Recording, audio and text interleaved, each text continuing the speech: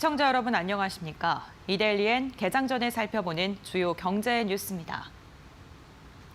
첫 소식입니다. 코로나19 여파로 환율이 급등하는 가운데 한국은행이 미국 연방준비제도 이사회와 통화 스와프 계약을 체결했습니다.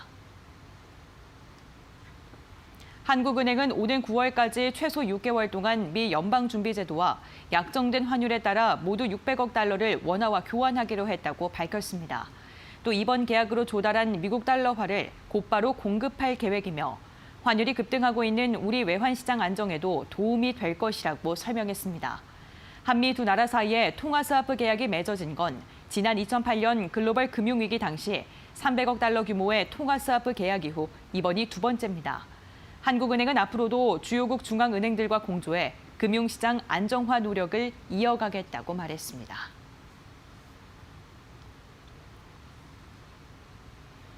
증시가 급락을 거듭하면서 정부가 금융권이 공동으로 출자하는 증권시장 안정기금과 채권시장 안정펀드를 조성합니다. 홍남기 부총리 겸 기획재정부 장관은 어제 제1차 비상경제회의 결과 브리핑에서 시장의 안전판을 만들겠다며 두 펀드의 조성 방침을 밝혔습니다. 채권시장 안정펀드는 2008년 금융위기 당시 만들어졌던 10조 원보다 클 것으로 전망되며 두 펀드의 구체적인 규모와 방식은 다음 비상경제회의에서 논의됩니다. 한편 2차 추가경정 예산안 편성과 관련해 추가 대책 마련 과정에서 논의될 것이라고 덧붙였습니다. 코로나19 확산으로 인한 소비 부진에 2월 생산자 물가가 하락했습니다.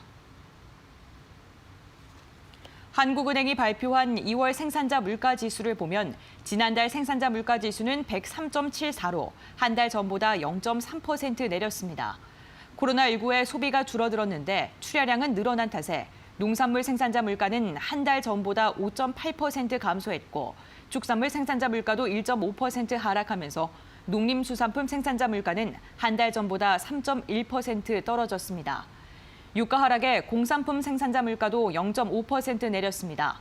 반대로 디램 생산자 물가는 2.8%, 플래시 메모리는 10.7% 상승했습니다.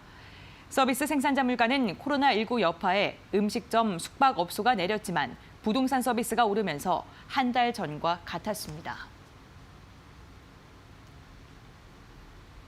이재용 삼성전자 부회장이 코로나19 위기를 극복하기 위해 현장 경영을 이어갔습니다.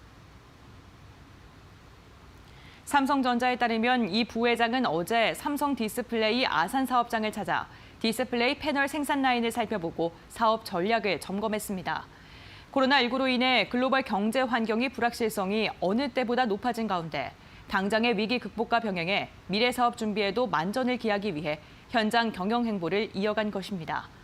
이 부회장은 직원들과 만난 자리에서 예상치 못한 변수로 힘들겠지만 잠시도 멈추면 안 된다고 당부했습니다. 또 위기 이후 내다보는 지혜가 필요하다면서 흔들림 없이 도전을 이어가자고 강조했습니다. 앞서 지난 3일에는 코로나19 확진자 발생으로 가동 차질이 빚어진 구미 사업장을 찾아 임직원을 격려하기도 했습니다.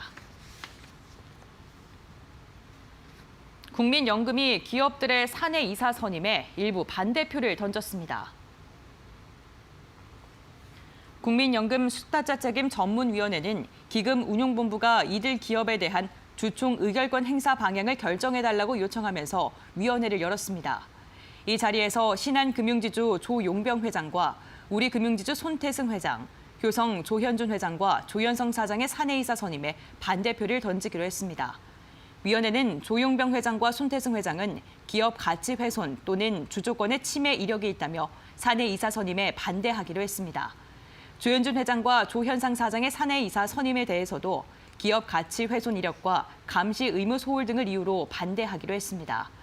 정몽원 만도 사내이사 선임권과 한라홀딩스 사내이사 선임권은 경영 개선 노력이 다소 미흡하지만 그간의 노력과 최근 경제 상황 등을 고려해 기권하기로 했습니다. 포스코 건설이 말레이시아에서 발전소 건설 수주를 확보하는 데 성공했습니다. 포스코 건설은 말레이시아 최대 공업 지역인 셀랑고르주 툴라우 인다섬에 조성되는 1200메가와트급 가스 복합 화력 발전소에 본계약을 체결했다고 밝혔습니다. 공사 금액은 5억 5천만 달러, 우리 돈 6,611억 원 규모이며 공사 기간은 착공 후 36개월입니다. 이 사업은 말레이시아 개발 회사인 테드맥스, 셀란고르주 정부 산하의 투자 회사인 월드와이드, 한국전력공사가 공동으로 추진합니다. 포스코건설은 지난 2018년 11월 이 사업의 설계 구매 시공 일괄 수행을 위한 우선 협상 대상자로 선정됐으며 1년 4개월 만인 지난 13일 본계약을 맺었습니다. 셀트리온이 코로나19 치료제를 개발하기 위한 국책과제 우선 협상 대상자로 선정됐습니다. 셀트리온은 질병관리본부가 공고한 코로나19 치료제 개발을 위한 국책과제에 우선순위 협상 대상자로 선정됐다고 밝혔습니다. 셀트리온은 일본의 2019 신종 코로나 바이러스 치료용 단클론, 항체 비임상 후보물질 발굴에 참여 의사를 밝혔으며 우선순위 협상자 선정에 따라 앞으로 질본과 긴밀히 협업할 예정입니다. 셀트리온은 기존 인플루엔자 항체 의약품을 개발한 경험으로 코로나19 치료를 위한 항체 의약품 개발에 나섰습니다.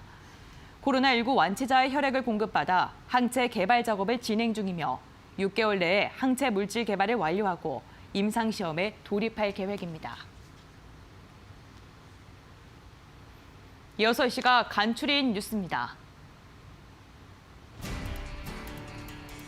한은이 3년 만에 1조 5천억 원 규모의 국고채 단순 매입을 실시하기로 했습니다. 어제 국내 증시 폭락과 함께 채권 시장마저 불안해지면서 긴급히 시장 안정화 조치에 나선 것입니다. 여가 플랫폼 기업 야놀자가 지난해 전체 매출 3천억 원을 달성했다고 밝혔습니다. 전년 대비 79%가 늘어난 것으로 최근 5년간 연평균 70%를 웃도는 성장률을 이어가고 있습니다. 메리츠 종금증권은 내달 초 종합금융업 면허가 만료되면서 다음 달 6일부로 회사 이름을 메리츠 증권으로 공식 변경할 예정이라고 밝혔습니다. 메리츠 증권과 메리츠 종금이 합병한 뒤 중금업 면허를 유지했다가 10년 만에 면허가 완료된 데에 따른 것입니다. 금융감독원은 주식시장과 채권시장 위기평가 등급을 각각 심각과 경계로 격상했다고 밝혔습니다.